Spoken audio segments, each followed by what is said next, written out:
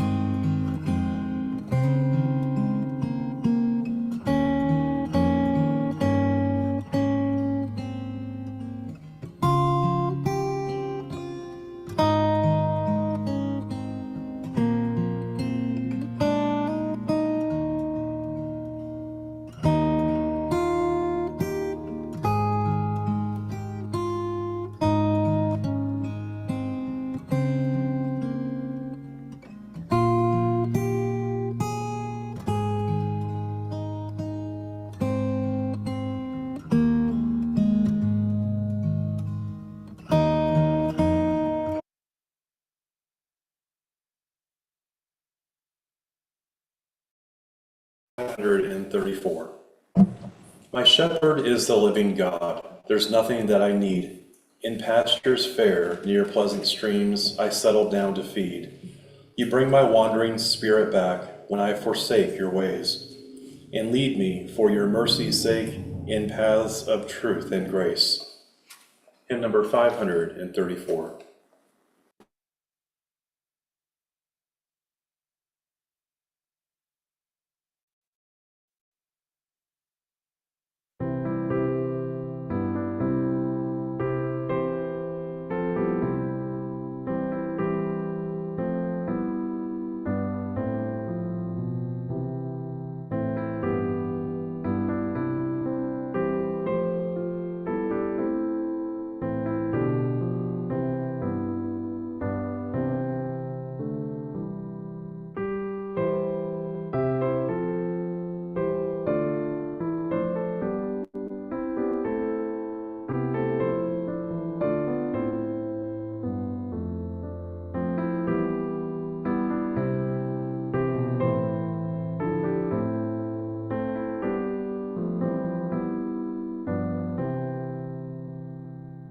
My shepherd is the living God.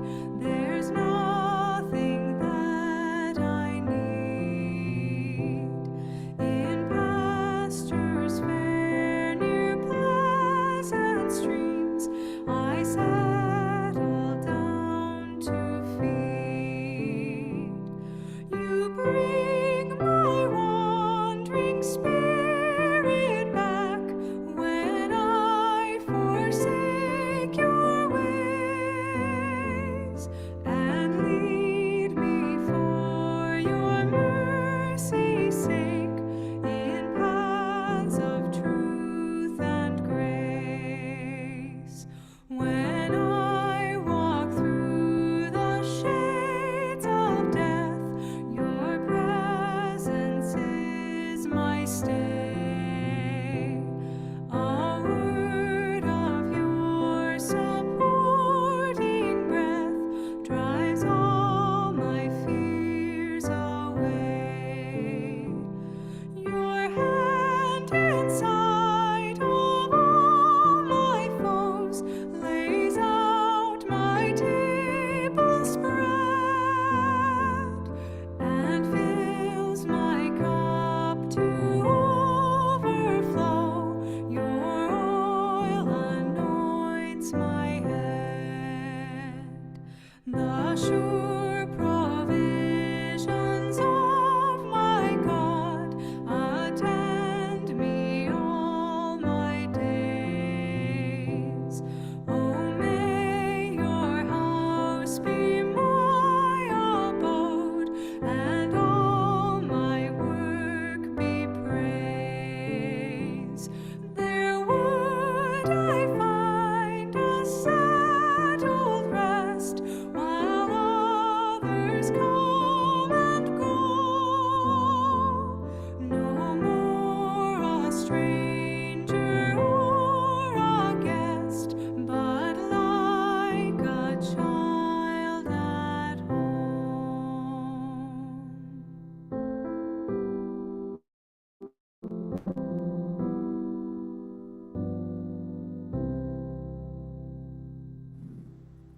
I'll read from the King James Version of the Holy Bible.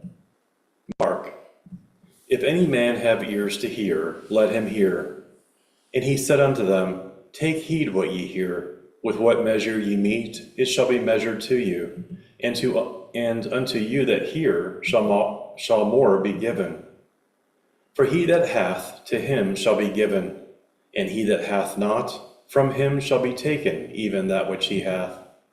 And he said, So is the kingdom of God, as if a man should cast seed into the ground, and should sleep and rise night and day, and the seed should spring and grow up, he knoweth not how. For the earth bringeth forth fruit of herself, first the blade, then the ear, after that the full corn in the ear. But when the fruit is brought forth, immediately he putteth in the sickle, because the harvest is come. And he said, Whereunto shall we liken the kingdom of God? Or with what comparison shall we compare it? It is like a grain of mustard seed, which, when it is sown in the earth, is less than all the seeds that be in the earth. But when it is sown, it groweth up, and becometh greater than all herbs, and shooteth out great branches, so that the fowls of the air may lodge under the shadow of it. And with many such parables spake he the word unto them, as they were able to hear it. But without a parable spake he not unto them. And when they were alone, he expounded all things to his disciples. And the same day, when the even was come, he saith unto them, Let us pass over unto the other side. And when they had sent away the multitude, they took him even as he was in the ship. And there were also with him other little ships. And there arose a great storm of wind, and the waves beat into the ship, so that it was now full. And he was in the hinder part of the ship, asleep on a pillow. And they awake him, and say unto him, Master, carest thou not that we perish? And he arose, and rebuked the wind, and said unto the sea, Peace, be still. And the wind ceased, and there was a great calm. And he said unto them, Why are ye so fearful? How is it that ye have no faith? And they feared exceedingly, and said one to another, What manner of man is this, that even the wind and the sea obey him? And they came over unto the other side of the sea, into the country of the Gadarenes. And when he was come out of the ship, immediately there met him out of the tombs a man with an unclean spirit, who had his dwelling among the tombs, and no man could bind him, no, not with chains, because that he had been found often bound with fetters and chains, and the chains had been plucked asunder by him, and the fetters broken in pieces. Neither could any man tame him. And always, night and day, he was in the mountains and in the tombs, crying and cutting himself with stones. But when he saw Jesus afar off, he ran and worshipped him, and cried with a loud voice, and said, What have I to do with thee, Jesus, thou Son of the Most High God? I adjure thee by God that thou torment me not. For he said unto him, Come out of the man, thou unclean spirit. And he asked him, What is thy name? And he answered, saying, My name is Legion, for we are many. And he besought him much that he would not send them away out of the country. Now there was nigh unto the mountains a great herd of swine feeding, and all the devils besought him, saying, Send us into the swine, that we may enter into them. And forthwith Jesus gave them leave. And the unclean spirits went out, and entered into the swine. And the herd ran violently down a steep place into the sea. They were about 2,000, and were choked in the sea. And they that fed the swine fled, and told it in the city and in the country. And they went out to see what it was that was done. And they come to Jesus, and see him that was possessed with the devil, and had the legion, sitting, and clothed, and in his right mind. And they were afraid. And they that saw it told them how it befell to him that was possessed with the devil, and also concerning the swine. And they began to pray him to depart out of their coasts. And when he was come into the ship, he that hath been possessed with the devil prayed him that he might be with him. Howbeit Jesus suffered him not, but saith unto him, Go home to thy friends, and tell them how great things the Lord hath done for thee, and hath had compassion on thee. And he departed, and began to publish in Decapolis how great things Jesus had done for him, and all men did marvel. Leviticus. Ye shall not make any cuttings in your flesh for the dead, nor print any marks upon you. I am the Lord. Proverbs. The man that wandereth out of the way of understanding shall remain in the congregation of the dead. He that loveth pleasure shall be a poor man. He that loveth wine and oil shall not be rich. The wicked shall be a ransom for the righteous, and the transgressor for the upright. It is better to dwell in the wilderness than with a contentious and an angry woman. There is a treasure to be desired, and oil in the dwelling of the wise, but a foolish man spendeth it up. He that followeth after righteousness and mercy findeth life, righteousness, and honor. Ecclesiastes. He hath made everything beautiful in his time. Also he hath set the world in their heart, so that no man can find out the work that God maketh from the beginning to the end. I know that there is no good in them, but for a man to rejoice and to do good in his life. And also that every man should eat and drink and enjoy the good of all his labor. It is the gift of God. I know that whatsoever God doeth, it shall be forever. Nothing can be put to it, nor anything taken from it. And God doeth it, that men should fear before him. That which hath been is now, and that which is to be hath already been, and God requireth that which is past. And moreover, I saw under the sun the place of judgment, that wickedness was there, and the place of righteousness, that iniquity was there. I said in mine heart, God shall judge the righteous and the wicked, for there is a time there for every purpose and for every work. I said in mine heart concerning the estate of the sons of men, that God might manifest them, and that they might see that they themselves are beasts. For that which befalleth the sons of men befalleth beasts. Even one thing befalleth them. As the one dieth, so dieth the other. Yea, they have all one breath, so that a man hath no preeminence above a beast, for all is vanity. All go unto one place. All are of the dust, and all turn to dust again. Who knoweth the spirit of man that goeth upward, and the spirit of the beast that goeth downward to the earth? Wherefore I perceive that there is nothing better than that a man should rejoice in his own works, for that is his portion. For who shall bring him to see what shall be after him? So I returned and considered all the oppressions that are done under the sun. And behold, the tears of such as were oppressed, and they had no comforter. And on the side of their oppressors there was power, but they had no comforter. Wherefore I praise the dead which are already dead more than the living which are yet alive. Yea, better is he than both they which have not yet been, who hath not seen the evil work that is done under the sun. Again, I considered all travail and every right work, that for this a man is envied of his neighbor. This is also vanity and vexation of spirit. John. Verily, verily, I say unto you, the hour is coming, and now is, when the dead shall hear the voice of the Son of God, and they that hear shall live. I am the resurrection and the life. He that believeth in me, though he were dead, yet shall he live. And whosoever liveth and believeth in me shall never die. Then took they the body of Jesus, and wound it in linen clothes with the spices, as the manner of the Jews is to bury. Now in the place where he was crucified there was a garden, and in the garden a new sepulchre, wherein was never man yet laid. There laid they Jesus, therefore, because of the Jews' preparation day, for the sepulchre was nigh at hand. The first day of the week cometh Mary Magdalene early, when it was yet dark, unto the sepulchre, and seeth the stone taken away from the sepulchre. Then she runneth, and cometh to Simon Peter, and to the other disciple, whom Jesus loved, and saith unto them, They have taken away the Lord out of the sepulchre, and we know not where they have laid him. Peter therefore went forth, and that other disciple, and came to the sepulchre. So they ran both together, and the other disciple did outrun Peter, and came first to the sepulchre.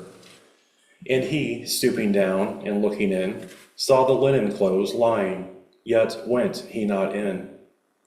Then cometh Simon Peter following him, and went into the sepulchre, and seeth the linen clothes lie, and the napkin that was about his head, not lying with the linen clothes, but wrapped together in a place by itself. Then went in also that other disciple which came first to the sepulchre, and he saw and believed. For as yet they knew not the scripture, that he must rise again from the dead. Then the disciples went away again unto their own home. But Mary stood without at the sepulchre weeping, and as she wept, she stooped down and looked into the sepulchre, and seeth two angels in white sitting, the one at the head and the other at the feet, where the body of Jesus had lain. And they say unto her, Woman, why weepest thou? She saith unto them, Because they have taken away my Lord, and I know not where they have laid him. And when she had thus said, she turned herself back, and saw Jesus standing, and knew not that it was Jesus. Jesus saith unto her, Woman, why weepest thou? Whom seekest thou? She, supposing him to be the gardener, saith unto him, Sir, if thou have borne him hence, tell me where thou hast laid him, and I will take him away. Jesus saith unto her, Mary. Jesus saith unto her, Mary. She turned herself and saith unto him, Rabboni, which is to say, Master. Jesus saith unto her, Touch me not, for I am not yet ascended to my Father. But go to my brethren, and say unto them, I ascend unto my Father, and your Father, and to my God and your God. Mary Magdalene came and told the disciples that she had seen the Lord, and that he had spoken these things unto her. Then the same day at evening, being the first day of the week, when the doors were shut where the disciples were assembled for fear of the Jews, came Jesus and stood in the midst, and saith unto them, Peace be unto you. And when he had so said, he showed unto them his hands and his side. Then were the disciples glad when they saw the Lord. Then said Jesus to them again, Peace be unto you. As my Father hath sent me, even so send I you. And when he had said this, he breathed on them, and saith unto them, Receive ye the Holy Ghost. Whosoever sins ye remit, they are remitted unto them. And whosoever sins ye retain, they are retained. But Thomas, one of the 12, called Didymus, was not with them when Jesus came. The other disciples therefore said unto him, We have seen the Lord. But he said unto them, Except I shall see in his hands the prints of the nails, and put my finger into the print of the nails, and thrust my hand into his side, I will not believe. And after 8 days again his disciples were within, and Thomas was with them. Then came Jesus, the doors being shut, and stood in the midst, and said, Peace be unto you. Then saith he to Thomas, Reach hither thy finger, and behold my hands. And reach hither thy hand, and thrust it into my side, and be not faithless, but believing. And Thomas answered and said unto him, My Lord and my God. Jesus saith unto him, Thomas, because thou hast seen me, thou hast believed. Blessed are they that have not seen, and yet have believed. And many other signs truly did Jesus in the presence of his disciples, which are not written in this book.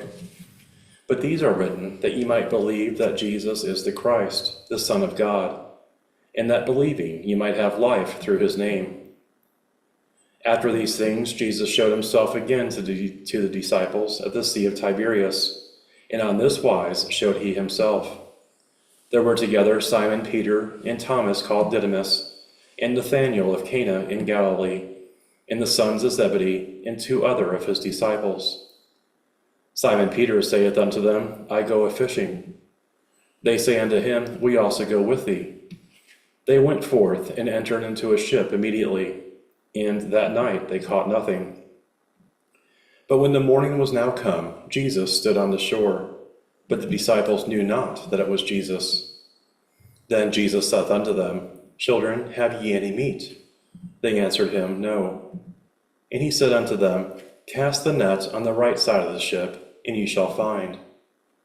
They cast therefore, and now they were not able to draw it, for the multitude of fishes. Therefore that disciple whom Jesus loved saith unto Peter, It is the Lord. Now when Simon Peter heard that it was the Lord, he girt his fisher's coat unto him, for he was naked, and did cast himself into the sea. And the other disciples came in a little ship, for they were not far from land, but as it were 200 cubits, dragging the net with fishes. As soon as they were come to the land, they saw a fire of coals there, and fish laid thereon, and bread. Jesus saith unto them, Bring of the fish which ye have now caught. Simon Peter went up and drew the net to land full of great fishes, 153. For all there were so many, yet was not the net broken. Jesus saith unto them, Come and dine. And none of the disciples durst ask him, Who art thou? Knowing that it was the Lord. Jesus then cometh and taketh bread, and giveth them, and fish likewise. This is now the third time that Jesus showed himself to his disciples, after that he was risen from the dead. So when they had dined, Jesus saith to Simon Peter, Simon, son of Jonas, lovest thou me more than these? He saith unto him, Yea, Lord, thou knowest that I love thee. He saith unto him, Feed my lambs. He saith to him again the second time, Simon, son of Jonas, lovest thou me? He saith unto him, Yea, Lord, thou knowest that I love thee. He saith unto him, Feed my sheep. He saith unto him the third time, Simon, son of Jonas, lovest thou me? Peter was grieved because he had said unto him the third time, Lovest thou me? And he said unto him, Lord, thou knowest all these things. Thou knowest that I love thee. Jesus saith unto him, Feed my sheep.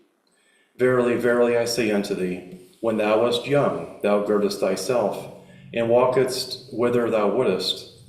But when thou shalt be old, thou shalt stretch forth thy hands, and another shall gird thee, and carry thee whither thou wouldest not. This spake he, signifying by what death he should glorify God. And when he had spoken this, he saith unto him, Follow me. Then Peter, turning about, seeth the disciple whom Jesus loved following, which also leaned on his breast at supper, and said, Lord, which is he that betrayeth thee? Peter, seeing him, saith to Jesus, Lord, and what shall this man do?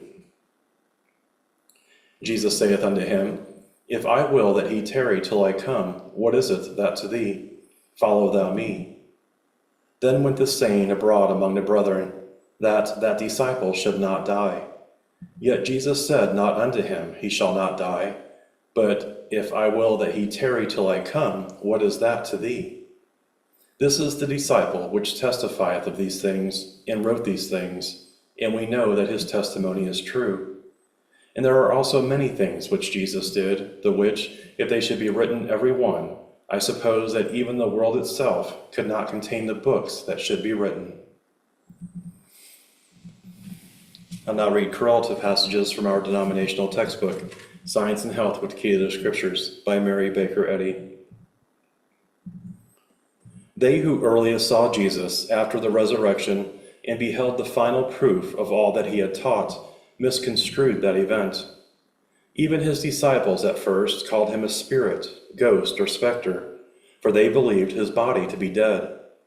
His reply was, Spirit hath not flesh and bones, as ye have seen me. The reappearing of Jesus was not the return of a spirit.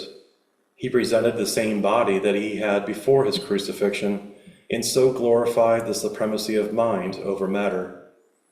Jesus' students, not sufficiently advanced fully to understand their master's triumph, did not perform many wonderful works until they saw him after his crucifixion and learned that he had not died.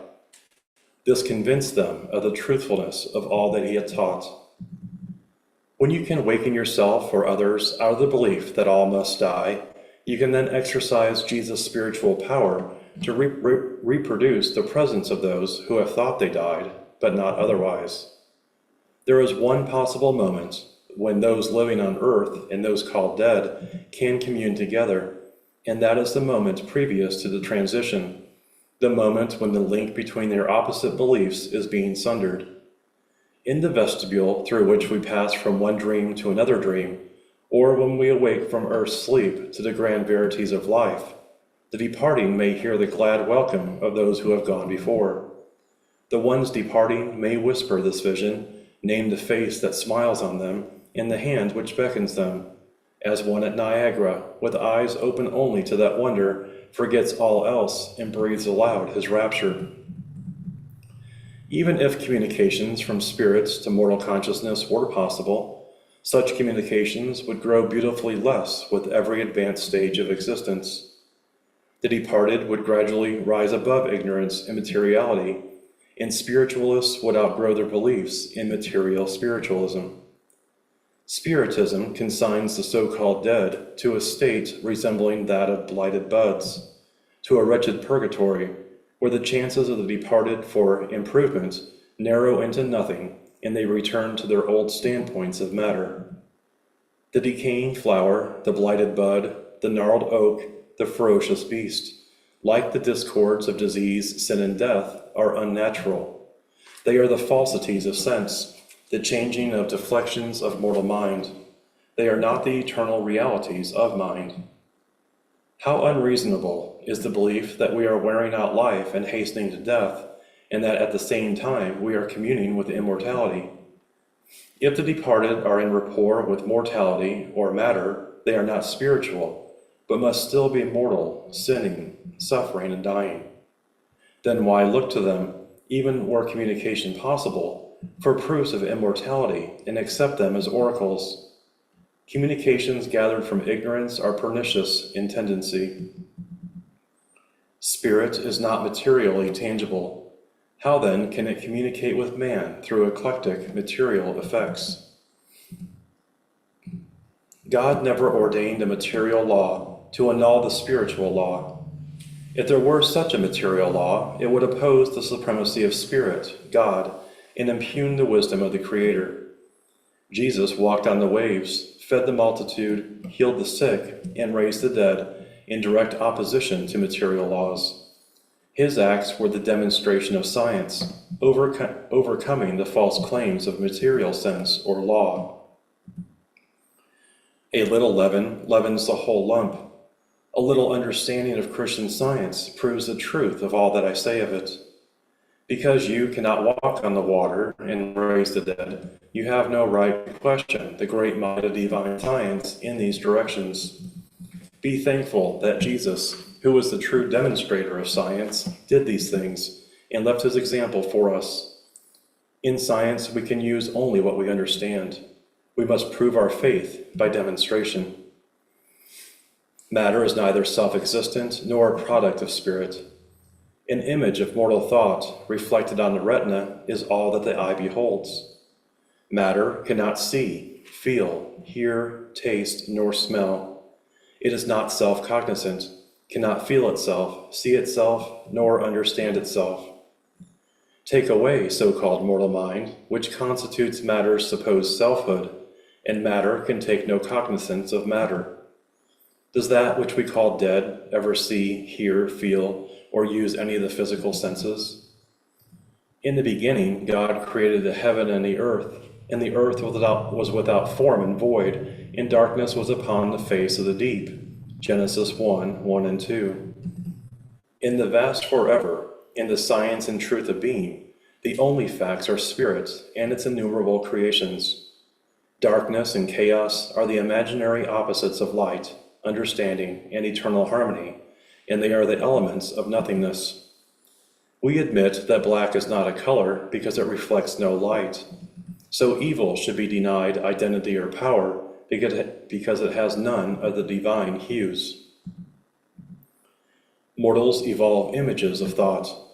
These may appear to the ignorant to be apparitions, but they are mysterious only because it is unusual to see thoughts, though we can always feel their influence. Haunted houses, ghostly voices, unusual noises, and apparitions brought out in dark seances either involve feats by tricksters, or they are images and sounds evolved involuntarily by mortal mind. Seeing is no less a quality of physical sense than feeling. Then why is it more difficult to see a thought than to feel one? Education alone determines the difference. In reality, there is none. Would a mother say to her child who is frightened at imaginary ghosts and sick in consequence of the fear, "I know that ghosts are real, they exist, and are to be feared, but you must not be afraid of them"? Children, like adults, ought to fear a reality which can harm them and which they do not understand, for at any moment they may become its helpless victims. But instead of increasing children's fears by declaring ghosts to be real, merciless, and powerful, thus watering the very roots of childish timidity, children should be assured that their fears are groundless, that ghosts are not realities, but traditional beliefs, erroneous and man-made. In short, children should not be told to believe in ghosts, because there are no such things. If belief in their reality is destroyed, Terror of ghosts will depart and health be restored. The objects of alarm will then vanish into nothingness, no longer seeming worthy of fear or honor. To accomplish a good result, it is certainly not irrational to tell the truth about ghosts. The age has not wholly outlived the sense of ghostly beliefs. The true idea of being is spiritual and immortal, and from this it follows that whatever is laid off is the ghost, some unreal belief. Mortals' beliefs can neither demonstrate Christianity nor apprehend the reality of life. Spirit, divine substance, mind, divine principle, all that is good, God, that only which is perfect, everlasting, omnipresent, omnipotent, infinite.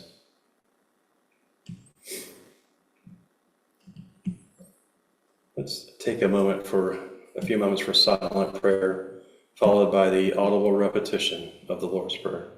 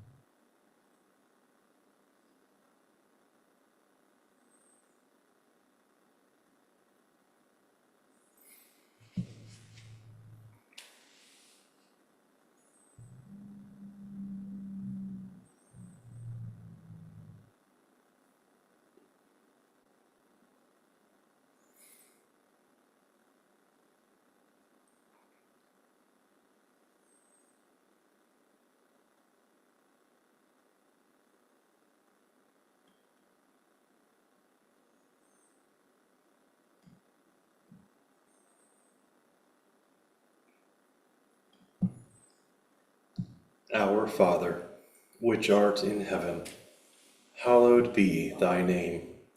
Thy kingdom come, thy will be done in earth as it is in heaven.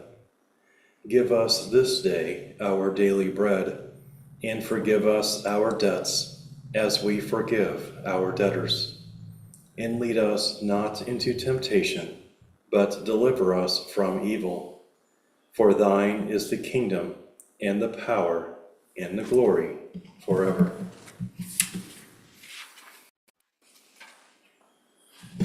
Our next hymn this evening is hymn number 444.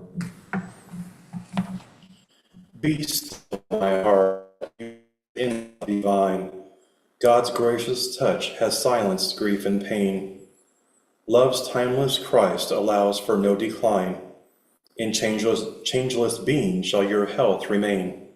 Be still my heart, your faithful only friend, secure your joyful voyage without end. Hymn number 444.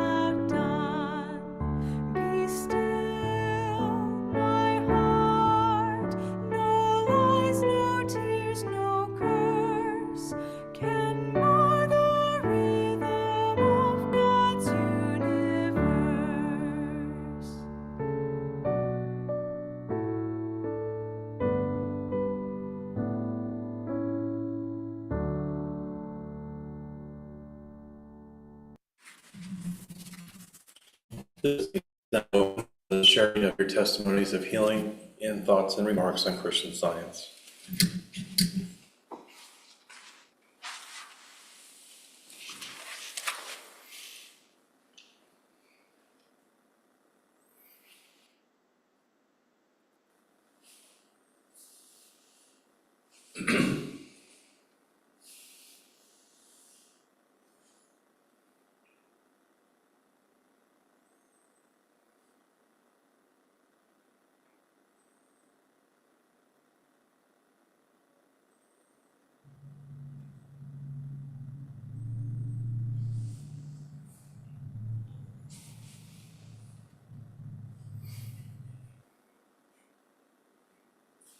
Your reading is the section about Thomas. Made me think about something from last week's lesson that really stood out to me. Last week's lesson, it said, paraphrasing, that Jesus proved to the physical senses that his body was unchanged before his ascension. And I just really thought about that a lot, that I hadn't thought about it that much before, that yes, he proved to his own physical senses that his body was unchanged. He still had the nail prints in his hands and his feet and the spear in his side, but he was living and unchanged despite that. So he proved that to his own physical senses, but also proved that to the physical senses of the disciples and those around him. And once that was proved, then he ascended. I just found that really cool to think about. Thanks for your readings tonight.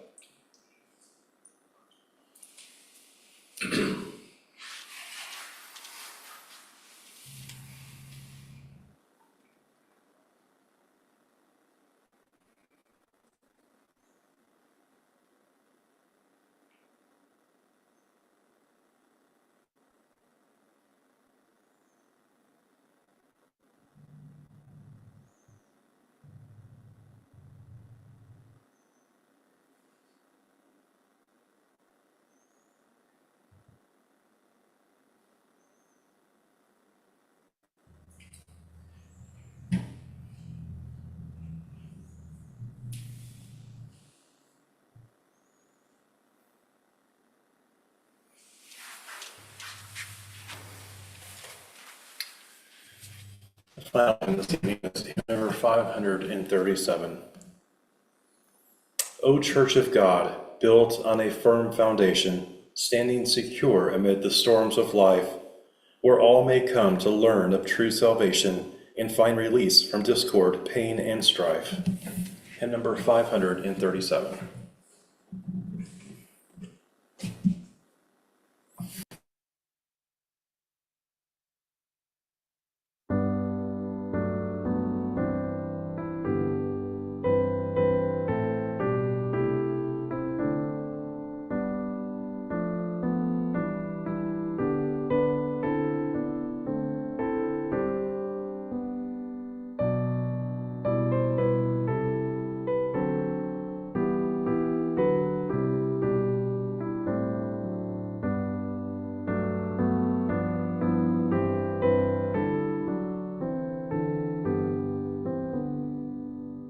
O Church of God, built on a firm foundation, standing secure amid the storms of life, where all may come to learn of true salvation and find release from discord, pain, and strife.